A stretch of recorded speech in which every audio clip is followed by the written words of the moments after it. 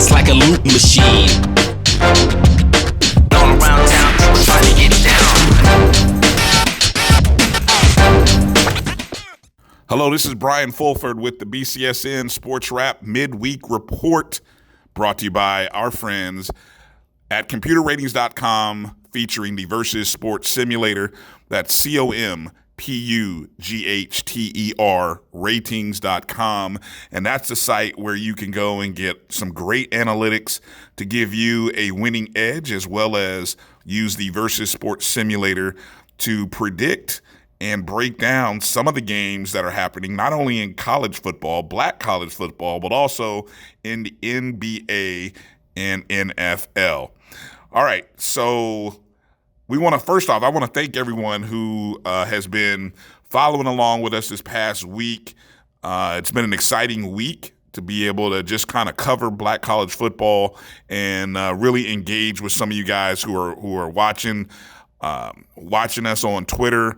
And the Twitter feed is at MyBCSN1, the number one. You've been following, and you saw some of the great work that my partner, AD Drew, did covering the North Carolina A&T FAMU game that was in Tallahassee, Florida. Obviously, Drew did a great job, and of course the retweets and everything on that big game. And of course, those folks who watched our Saturday night broadcast as Miles College took on Edward Waters College in Jacksonville. We appreciate those folks who tuned in to watch that as well. So interact with us. Let us know what you want us to come cover. What do we need to do to continue to grow black college football? If there's stories or things going on at your school that you want us to highlight, take a look at, send us a tweet. Tag us in a tweet at MyBCSN1, at BCSN Drew, or my own Twitter feed at DRB365. And our Facebook pages, just in case you didn't know, you can find us on Facebook using the at MyBCSN1. And we also have the BCSN Sports Wrap page as well. So what I like to try to do in this midweek report is just kind of touch on some of the things that we didn't cover. Of course, our wrap-up show from Week 8 was primarily covering the A&T FAMU game, the biggest game of the season, I think, as FAMU took down the number one team in black college football. And there's just a lot of stuff that went into that game. I had a great interview with Coach Willie Simmons. Hopefully you had a chance to check that out.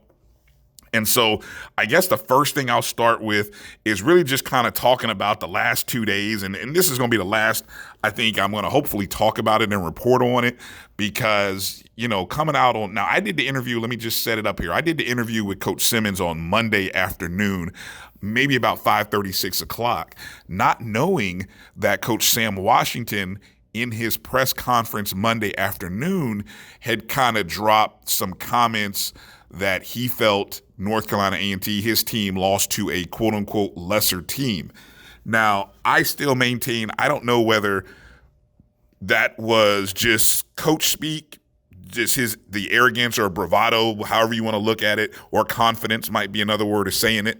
There was, I've talked to some people, they definitely believed that they were going to win that game, and they probably rightfully should. I mean, look, North Carolina A&T is coming in as the number one ranked team. They've been that team. They're the two-time defending black college national champs, and so they have every right to come into that stadium on Sunday, even with the delay, and sort of have that confidence that they were going to win that game. And so the whole comment about losing to a lesser team, a team that beat you last season and, just beat you again, there was stuff, there, the halftime scuffle. There's allegations about words being said from the student section, which is behind the North Carolina A&T bench, that got a little heated. There's some photos I've seen about coaches getting into it in pregame. There's just a lot of stuff. So, of course, it only makes sense that there's a post-game he said between Coach Washington and Coach Simmons. And it just seems like, I will say that it just seems that Coach Simmons chose to take the high road in the situation. Coach Washington, he went with the whole lesser team comment. Now, he could have been saying that it's homecoming week for A&T, and there could have been a lot of alumni in that presser. So, sometimes coaches will say things like that to kind of as a rah-rah to kind of get the crowd and folks excited, keep instilling confidence. Because, look, the truth is A&T is still in the hunt to win the MEAC, even though there'll probably be an asterisk if FAMU goes unbeaten the rest of the way. There will be an asterisk in a lot of people's eyes, even though FAMU is not eligible in the conference's eyes to win the conference. But everyone will know that there'll be a loss on your record, whoever comes out of it. If it's A&T, if it's South Carolina State, or if it's Bethune-Cookman, somebody potentially may have a loss, and that loss would end up coming to FAMU if it happens. And Bethune-Cookman is the only team right now that has a shot at beating Florida A&M.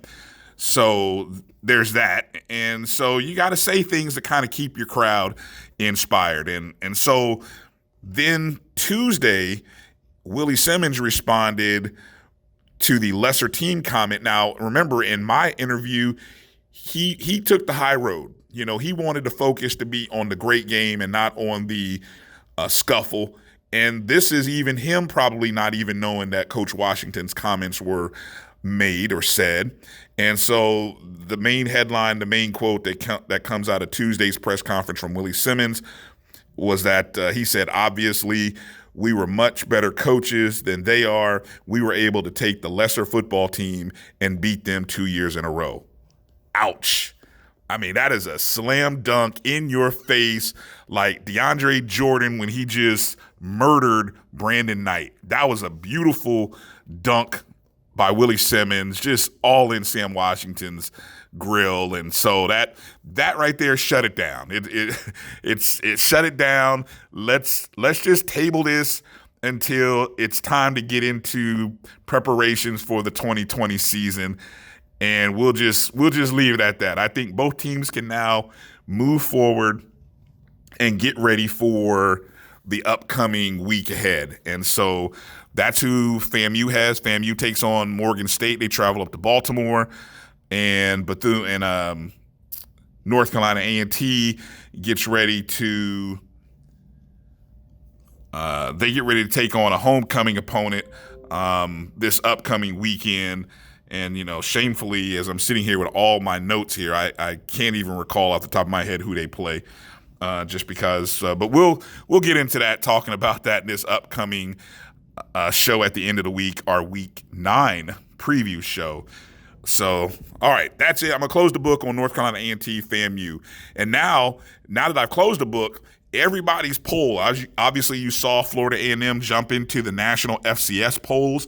I saw the Stat FCS poll where they jumped in at number 20. They were number 19, I think, in an Athlon Sports poll. I didn't check the Hero Sports FCS poll, but they're in the top 25, probably in the top 20. They are also coming in at number 1. I saw in the Box to Row, the SBN, the Sheridan Broadcast Network Black College poll. They even came in number 1 in inside the HBCU Sports Lab poll. I'm sure they will probably be number 1 in the Black College Sports Page poll. And so with all that said, I will now debut the Black College Sports Network Top 5 D1 poll.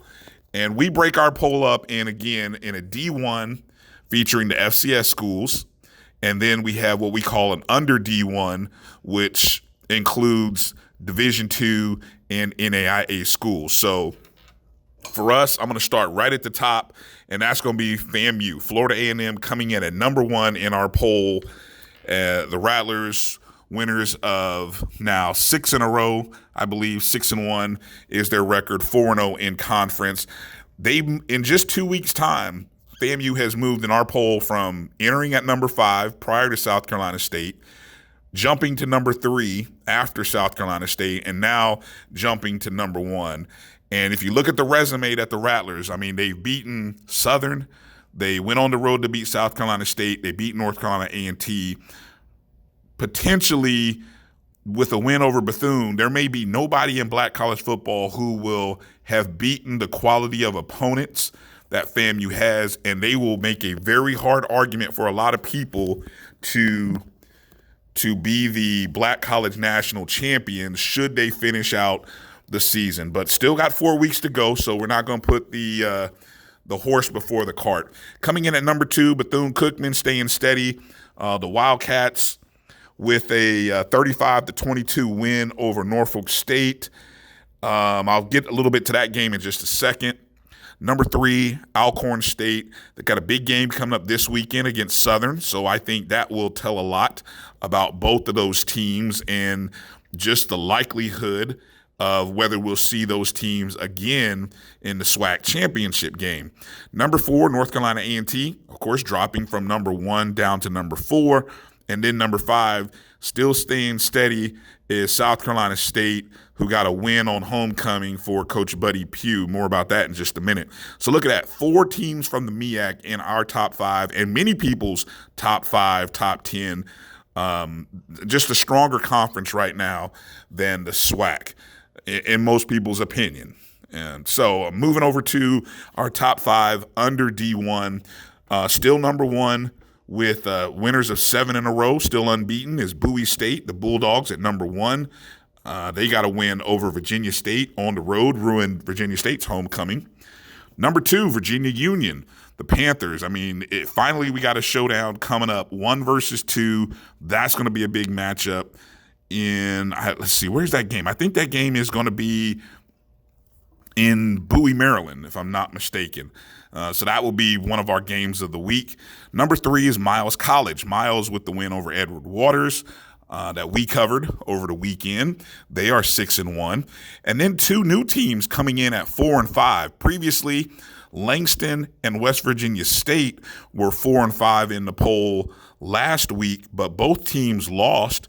And so 2 teams that are still winning ball games jumped in their place. Number 4, Albany State, the Golden Rams, a very hot team right now. They have a record of 6-1, and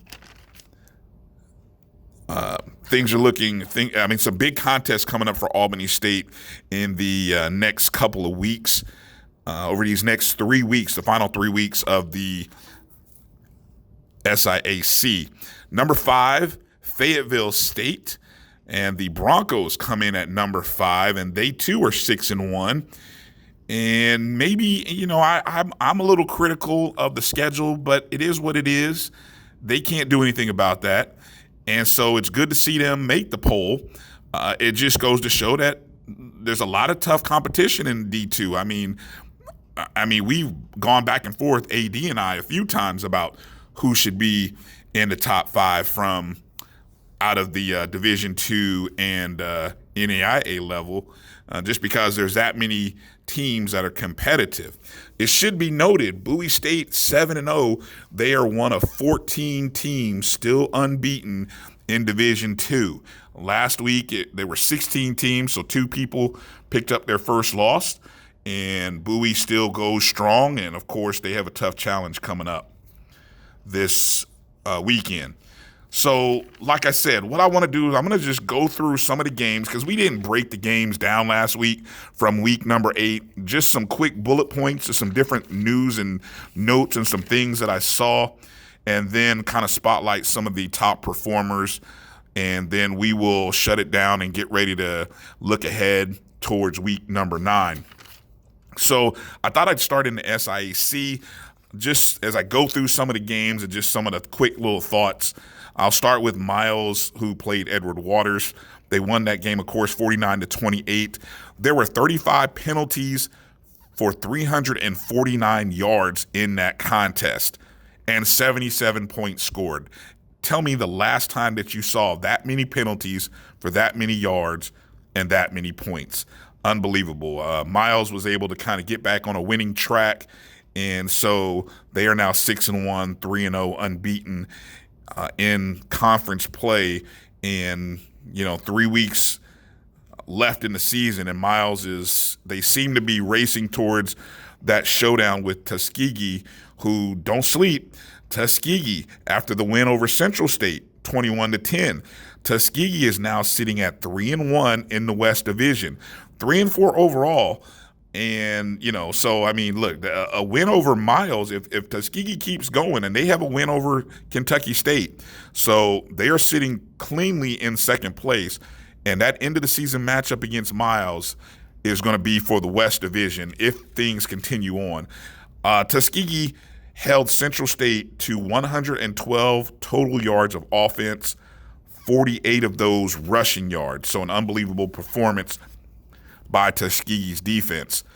Not to be outdone is Fort Valley State's defense, playing in some challenging weather, to say the least, against Morehouse for homecoming. They beat up on Morehouse, and listen to when I tell you the sort of defensive statistics that Fort Valley put up. It's pretty impressive, especially from the defensive end. And I just want to make sure to remind people of that score. So that score, I believe, was 37-20 or 38-20. Fort Valley State scored 20 straight points in the first quarter. Defensively, they held Morehouse to an average of 1.9 yards per play. I mean, this is a Morehouse offense featuring two good running backs, two good quarterbacks. I mean, to have the offense being held to under 2 yards is pretty doggone impressive on one side of the ball and shocking on the other. I'm sure weather had a portion. I don't know what percentage weather versus just football had to play in this game, but overall, Fort Valley State had 11 sacks, 18 tackles for loss, 3 forced fumbles, 4 fumble recoveries, 5 pass breakups in the game. They had 2 particular players who had outstanding performances defensively. Those young men, I'm going to get to their names here because they had a great day, and that's Joshiri Patterson and Demetrius Harris. Both of those guys, Patterson had 9 tackles, Harris had 7, but they both had 5 tackles for loss, 4.5 sacks. Patterson had 2 forced fumbles, Harris had 1. They each had a fumble recovery, and Patterson had 3 quarterback hurries, Harris had 2. I mean, those 2 guys those are ridiculous defensive numbers. I can't remember or recall the last time I seen 2 guys have those kind of numbers in that kind of game. Fort Valley State, they have won 5 games in a row. After starting the season 0-2, 5 in a row, 3-0 in conference, and things in the Eastern Division are pretty dicey. The last 3 weeks are definitely going to be interesting. Kentucky State won 40-20 over Lane. The most points by Kentucky State since 2014 when they scored 47 in a 47-14 win over Lane. On the flip side of a high-scoring game, how about Albany State with a 7-2 victory over Benedict? I mean, Alabama State held Benedict to 109 total yards. Benedict only had 3 total passing yards. I mean, there wasn't much offense by either team as both teams combined for 14 yards passing, and combined, they were 3 of 25 on third down. That is combined. So looking at the standings real quick in the SIAC right now, did I mention – I didn't mention Savannah State over Clark. I apologize for that. I just remembered that as Savannah State ended up getting a 22-15 win over Clark. That game was in overtime as Savannah State ended up beating Clark. And I'm going to – maybe by next week's report, I got to go back and look at how many close games Clark has lost in the fourth quarter or in the final maybe drive or final, I don't know, few minutes, 5 minutes. I feel like it's been pretty close. I mean, I feel like there have been at least 4 different games that Clark has lost down the stretch. But anyway, as I was getting to about the standings, Savannah State, Albany State, and Fort Valley State are all sitting at 3-0. Of course, this week, a first matchup among those three teams as Savannah State takes on Albany State. It's Savannah State's homecoming. Hopefully you had a chance to listen to AD Drew's interview with Sean Quinn. Good interview with Quinn. I enjoyed talking to him in the preseason. And so Savannah State is definitely one of the teams I'm not surprised by. I think the Fort Valley State story is the most interesting one, especially after they lose the opener to Miles. Then they lost to FAMU. So their two losses are to, right now, two teams that are ranked, two teams that have a combined 12-2 record. And so, I'm a little shocked that Fort Valley didn't make our top 5 poll, but they will have their chance, and they will get a chance to prove their mettle here in a few weeks over these last 3 weeks of the season. Moving over to the Ohio Valley Conference, I got to talk about Tennessee State. They got a win over Austin Peay. Austin Peay was ranked 19th in FCS football coming into this game. Tennessee State not having the greatest of season. I mean, putting up offensive numbers, but just not able to close the deal with wins. And so they ended up getting a 26-24 victory. Antonio Zeta, the kicker for TSU, was 4-4 from field goal ranges and 2 of 2 on the PATs. I was going to take a look at his field goal ranges because they were from 43, 22, 36, and 50 yards out. So definitely a special teams player of the week, Antonio Zeta. But then there's this guy, Chris Rowland, who had 12 receptions, 113 yards. That puts him at 82 receptions, on the year. He moved back into first place in FCS for receptions. He was already leading FCS in yardage. He was leading FCS in all-purpose yards. I don't think those numbers changed. And then I did a quick look because AD and I were talking about 100 reception seasons. And, of course, the two names that came to mind were Jerry Rice from Mississippi Valley State back in 1984, and then Jaquay Nunnally for Florida A&M back in 2000 and 1998. Those were the two seasons when he was that was his senior and sophomore year when he was the Black College Football Player of the Year. But Jerry Rice, in the 1984 season, that was his last year before he got drafted by the 49ers. He had 112 receptions, 1,845 yards, and 27 touchdowns. I think the number is Jerry Rice had like 2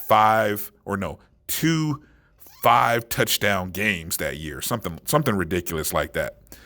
And then for Nunnally, in 2000, he had 101 receptions for 1,097 yards and 9 touchdowns. But the 98 season was the season, I believe, that was a big season for Florida A&M. He had 96 receptions, 1,316 yards, and 12 touchdowns. He led FCS in receptions in the 98 season. So right now, Chris Rowland is rolling into the record books, and he's sitting, I guess, 40 receptions away from Jerry Rice's 112. And I've got to do a little bit more digging to see if there's, you guys let me know if there's anybody out there any receivers or any career years that I'm missing. If you can think of somebody who had a season similar to Jerry Rice in 84 or Jaquay Nunnally in 2000 or 1998, hit me up at DRB365 or at MyBCSN1 on Twitter and let me know. So, I'm just curious. I got to kind of do a little bit of digging here and see how far he is away. And there are, I believe, at least 4 more games left on the schedule for Tennessee State. All right, Jumping over to the CIAA now, just to recap quickly some of the games. Of course, I already mentioned that Bowie State, they beat Virginia State. That was a game in which Bowie State's defense gave up 227 rushing yards to Virginia State. On Virginia State, 52 carries, averaging 4.4 yards. That was probably the most yards Bowie's defense had given up all season.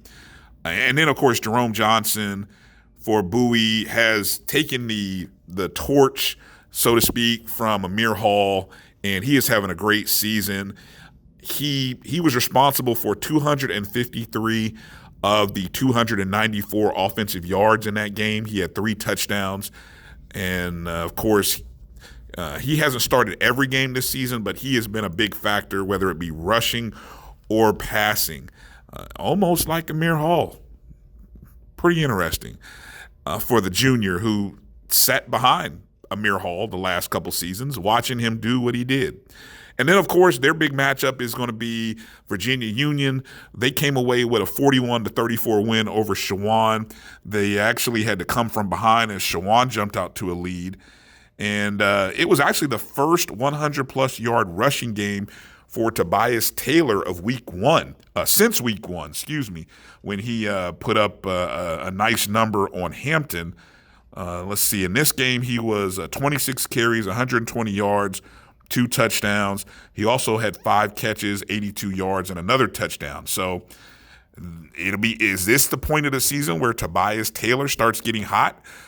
He really hasn't broken out for some of these big numbers that he had last season, as I'm sure more defenses are stacking in the box. But also give some credit to Khalid Morris, the quarterback for Virginia Union. He has had a very good season, and of course, he's been putting up good numbers this year. Another big game that happened involving a first-place team in the CIAA was Fayetteville State having to come from behind to beat Johnson C. Smith 35-34. This game, a big-time showdown between 2 top running backs. And I'm talking about Emmanuel Wilson for Johnson C. Smith and Stevie Green for Fayetteville State. Both of those guys put up ridiculous numbers.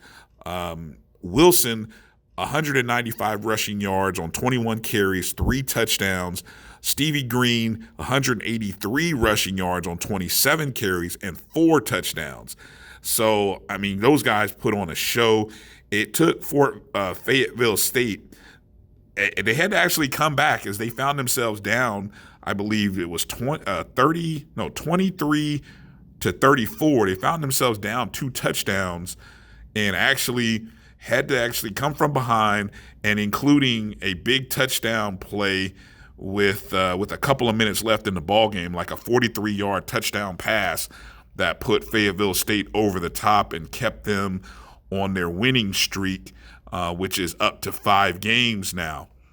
And speaking of winning streaks, that's what you see. Fayetteville having won 5 games in a row, Virginia Union having won 5 games in a row, and of course Bowie, they're at 7 games at this point. Want to mention Winston-Salem State with a win over St. Aug. The Rams had 2 running backs go over 100 yards. Junior Quarterman Sloan, 17 carries, 150 yards. And senior Pharrell Murchison, 13 carries, 134 yards, and 3 touchdowns. Winston-Salem, don't sleep. 2-0 in the division. Their big showdown against Fayetteville State might be a game that decides who comes out of the Southern Division of the CIAA. And then one final game, Shaw with a 27-20 homecoming win over Livingstone. Freshman running back Sidney Gibbs for Shaw with a career-high 161 yards, 3 touchdowns in the game. And for Livingstone, the luster and the shine is off of that 4-0 start, as they have now lost 3 games in a row. One final note on the CIAA, I'm really impressed with the running backs in this league. Of course, we come into the season thinking about Tobias Taylor and Stevie Green. We knew who they were based on their numbers, but we've seen breakout seasons by Emmanuel Wilson, Sidney Gibbs, Deshaun Wethington from Shawan has had some big games. And then, of course, I just mentioned Sloan and Murchison from Winston-Salem State. I would challenge you to find me a conference in black college football that has a better group of running backs. I don't know. I'd love to hear thoughts from Chris Ferguson, who covers the CIAA for D2Football.com. I may pose that question to Chris and say, hey, Chris, is there anybody in black college football that has a better core group of running backs leading their teams right now than what we're seeing from the group in the CIAA? We mentioned the big games in the MEAC, of course. Buddy Pugh getting win number 129 for South Carolina State this past weekend for homecoming. They held Morgan State to a -5 yards rushing. Yikes. Bethune-Cookman got the big win over Norfolk State, 35-22. I told you guys, and I told AD, I thought Norfolk State was the team that was going to give somebody, they were going to trip somebody up. I just really felt like they were going to cause some trouble for somebody. Now, they pretty much had the lead in this game until about 2 minutes to go in the first half, and then Bethune ended up rolling from there, but Norfolk State didn't go away. So very much in a similar fashion to what they did to FAMU in coming back, they didn't go away. And if you didn't watch the game against North Carolina A&T, you might think that the score was, oh no, Norfolk State was never in that ball game. But really, I mean, Norfolk State committed 5 first half turnovers. And you can't stay in a ball game when you give up the ball 5 times in a half. Just saying. So without those turnovers, let's see, once they settle down in the second half, an entirely different ball game. So, watch out, South Carolina State. That's the last, you got to play Norfolk State, and you better be on your A game. And so that sets up a big matchup coming up this weekend, Bethune versus South Carolina State. It's Bethune-Cookman's homecoming. So we'll see. For homecoming, you got a big game. That should be a packed house. It'll be a good crowd, I'm sure, in Daytona Beach. I believe I'm going to try to get over there to cover that game. So we'll see how that shakes out. And obviously both teams are in contention for the MEAC. Almost done here. A few more games and notes to get to. In the SWAC, Southern gets a 28-21 win over Texas Southern. That was in the State Fair Showdown, I think is what they called that, in Dallas at the Cotton Bowl. Southern had to do it with a backup quarterback as Ladarius Skelton went out of the ball game feeling under the weather in the second quarter. Glendon Bubba McDowell comes in off the bench. McDaniel, let me get that name right. Glendon Bubba McDaniel. And McDaniel came in the second quarter to relieve Skelton. And all he did was throw 3 touchdowns, 252 yards, looked well. And, this is a young man, in reading the reports, he was the 3rd string quarterback last season, worked his way to the backup quarterback position this year. And really, reading some of the clippings, there's a lot of people talking about, should McDaniel get an opportunity given some of the struggles that Skelton has had? I mean, Skelton is not setting the world on fire this season offensively. And that was one of the big questions that I had, with some of the games up ahead for Southern. I mean, a very challenging schedule starting next week, or this weekend, I should say. They play Alcorn State, then they play Alabama A&M, and they still have to play Grambling, who defensively is playing a lot better. So if the offensive, if Ladarius Skelton in the offense is not clicking, I would not be surprised if Dawson Odoms, tries to rally and save this season or keep them on pace. Right now, they're leading the SWAC West, so they're doing what they're doing, and I think Coach wants to stay out in front. So don't be surprised if you see more Bubba McDaniel, if he's going to continue to play at this level. For Texas Southern, still winless on the season, But this is an offense that, man, they just have to find a way to stop somebody. My goodness. Devin Williams, who is in his second start, or I believe his second or maybe now his third start for DeAndre Johnson, he was 29 of 44, 335 yards, no passing touchdowns, but he did have 2 rushing touchdowns in the game. Jackson State had to rally to beat Mississippi Valley State 31-28 in overtime. They spotted Mississippi Valley State 21 points. Or I should be more respectful. Mississippi Valley State was up 21-0 in the second quarter, and then Jackson State woke up and scored 28 unanswered points. And then, of course, game goes into overtime. Jackson State wins. Running back Kamani Clark for Jackson State, 20 carries, 171 yards, and a touchdown score for them. And then moving over to a couple of independents over in the Division II level. We become a big supporter of West Virginia State. We do the interview with Coach John Pennington, and then what happens? West Virginia, they're down 28-17 in the fourth quarter, doing what they do, putting on an offensive show. The numbers I'll get to in just a moment.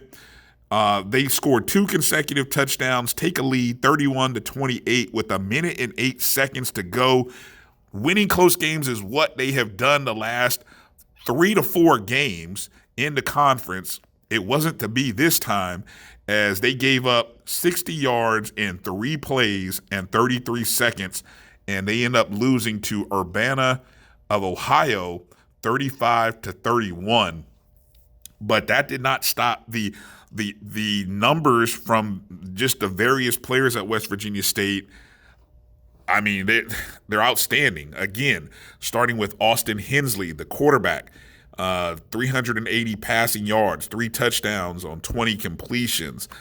They even had another 100-yard rusher, this time in Taylor Carter, 14 carries, 101 yards. They had 2 receivers go over 100-plus yards receiving. One of them, Zach Pate, 7 catches, 102 yards, and 1 touchdown. And then the other receiver, Isaiah Scott, 5 catches, 149 yards, and 2 touchdowns. So, and then I didn't even mention defensively. Defensively, they had the leading tackler in black college football last week, and his name is Dustin Crozier. He had 17 tackles, 5 of them were solo, a tackle for loss, and 1 breakup. So West Virginia State in the Mountain East, they are just 5-1, first conference loss. Still looking to get over the 5-win conference hurdle, still looking to get over the 6-win hurdle.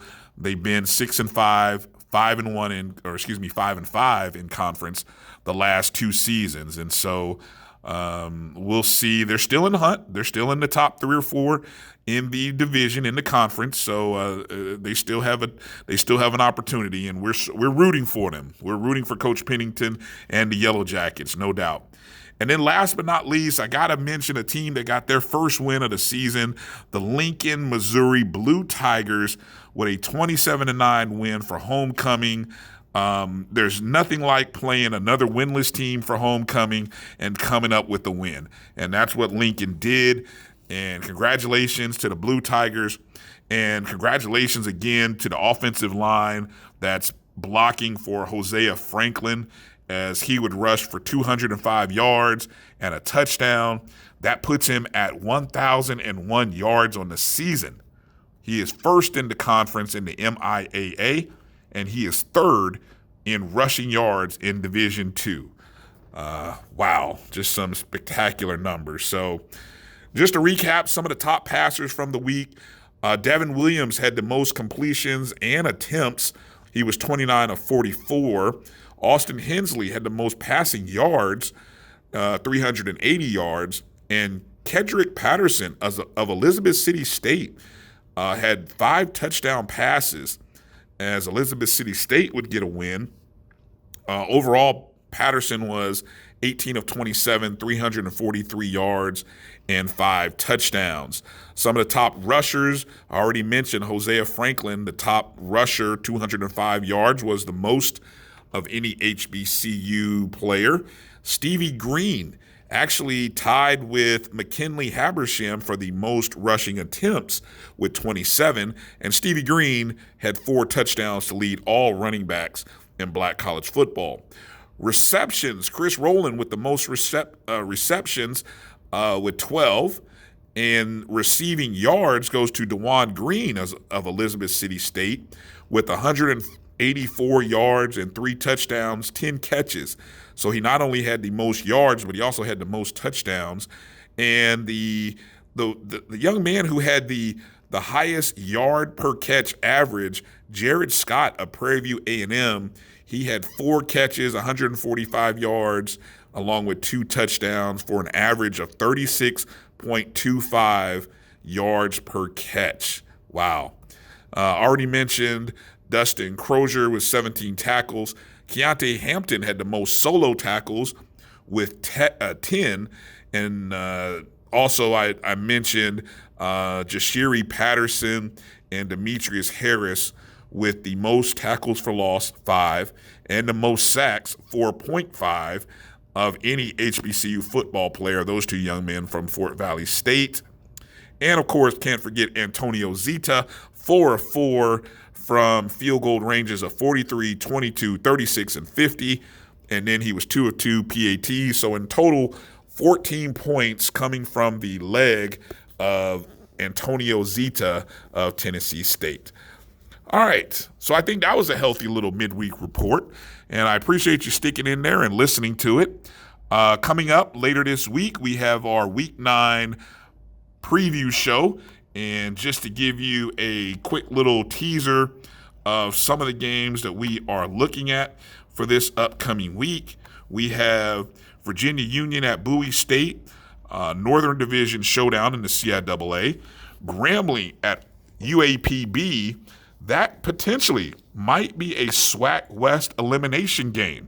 UAPB still sitting at 5-2 overall with only 1 loss in the West to Southern. So it'll be interesting to see, is UAPB, are they ready to step up to the challenge? Southern, of course, taking on Alcorn State. We all understand that was a rematch of the SWAC championship game. It also could be a teaser preview for this year's SWAC championship game. The question will be, where will it be hosted at, though? We'll also go out to Langston University. They take on Texas Wesleyan for homecoming. Of course, Langston with a tough loss, their first conference loss since 2016. And so a new streak and a new era, or maybe a new run, begins for Langston. We'll be at that game broadcasting it. So it is their homecoming out in Langston, Oklahoma, or Oklahoma City, I should say. And then Albany State is at Savannah State. That 2 of the top teams in the SIAC East, and it is Savannah State's homecoming. So that will be a big game in southern middle Georgia. Alabama A&M versus Alabama State. It's time again for the Magic City Classic. I'm going to set the over-under at 67,000 people. I'm curious to see, will it go over 67 or will it fall just under? Be interested to see what happens there, as that game being played in Birmingham, Alabama. And then, of course, the MEAC's feature game, South Carolina State traveling to Bethune-Cookman. Somebody may be losing out on a chance to go to the Celebration Bowl with a loss. Just saying, somebody. All right, that's going to do it for this show. Thank you for tuning in, listening, downloading. Please share our show with a couple of people.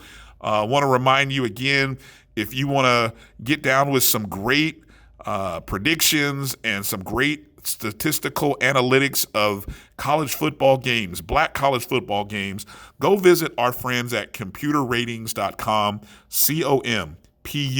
COMPUGHTER ratings.com, and check out the Versus Sports Simulator. If you use our promo code BCSN19, BCSN19, you can save 15% off. Let me make sure I get that read right. All right. Appreciate you. Tell me what you think. Any comments, anything you heard. Follow me on Twitter at DRB365. Our Twitter feed for the Black College Sports Network and on Instagram is at MyBCSN1, the number 1. And also make sure to check out my man AD Drew at BCSN Drew, DREW. Got some great interviews with some great coaches this week. Check all of our content out. Thanks for listening, downloading, and we will see you at the end of the week for the Week 9 preview. The Black College Sports Network is proud to partner with ComputerRatings.com. That's ComputerRatings ratings.com for the upcoming college football season. ComputerRatings.com delivers rankings, game predictions, and statistics for hundreds of professional and collegiate teams. The key feature of ComputerRatings.com is the Versus Sports Simulator, which allows users to simulate any possible matchup and view the predicted scores along with a side-by-side stats analysis. Improve your odds by signing up for a subscription. Monthly, semi-yearly, and yearly subscriptions are available. For our listeners and viewers, use the promo code BCSN19 and get 15% off of your subscription at checkout. Visit www.computerratings.com. That's COMPUGHTER ratings.com. The Creole seasoning is a sodium-free and sugar-free blend that's versatile enough to put on anything. One of the first blends I developed more than 8 years ago, the Creole seasoning has an unmistakable aroma, a bold flavor, and a little heat for character. Every time I open one of these bottles, I hear trumpets and big band music. This December 21st, the best in HBCU football will collide in Atlanta at the Celebration Bowl. MEAC versus SWAC. Champion versus champion. Only one team will rise above the rest and claim the coveted Celebration Bowl trophy. Come join the celebration at Mercedes-Benz Stadium this December. For more information, visit thecelebrationbowl.com.